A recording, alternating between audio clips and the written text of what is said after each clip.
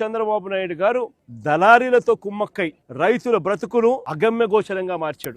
ఏ పంటకు చంద్రబాబు నాయుడు గారి హయాంలో గిట్టుబాటు ధర రాని పరిస్థితి. ఆర్బీకే పరిధిలో ఈ క్రాప్ చేసి జియో ట్యాగింగ్ చేసి ఈ క్రాప్ చేసి ఆర్బీకే పరిధిలో ఒక పోస్టర్ పెట్టేవాళ్ళం వైఎస్ఆర్సీపీ ప్రభుత్వ హయాంలో. ఇవి ఈ పంటలకు గిట్టుబాటు ధరలు, ఈ ధరల కన్నా తక్కువ రేటుకి ఎక్కడైనా ఎప్పుడైనా ఈ ఆర్బీకే పరిధిలో రేటు పడిపోతే వెంటనే అక్కడ ఆర్బీకే పరిధిలో వెంటనే యాక్టివిటీ స్టార్ట్ అయ్యేది. వెంటనే ఆర్బీకే పరిధిలో సీఎం యాప్ అని బటన్ నొక్కేవాళ్ళు, continuous monitoring of agricultural price and procurement అని. వెంటనే జాయింట్ కలెక్టర్ రియాక్ట్ అయ్యేవాడు. ఆర్బీకేల పరిధిలో ఇటువంటి పరిస్థితి ఎక్కడైనా ఉత్పన్నమైనప్పుడు వెంటనే తాను ఇంటర్వ్యూన్ అయిపోయి కొనుగోలు చేసే బాధ్యత జాయింట్ కలెక్టర్ మీద ఉండేది. అక్షరాల వైఎస్ఆర్సీపీ ప్రభుత్వ హయాంలో పంటల కొనుగోలు కోసం అక్షరాల 7,746 కోట్ల రూపాయలు. ఏ పంటకు గిట్టుబాటు ధర రాని పరిస్థితి ఉన్నా కూడా వెంటనే అప్పటికప్పుడు రియాక్ట్ అయిపోయి అప్పటికప్పుడు పంటలు కొనుగోలు చేసేదానికోసం. కోవిడ్ సమయంలో కూడా రైతును వదిలేకుండా ఆదుకున్న పరిస్థితులు మా ప్రభుత్వంలో జరిగాయి. అరటికి సంబంధించి గతంలో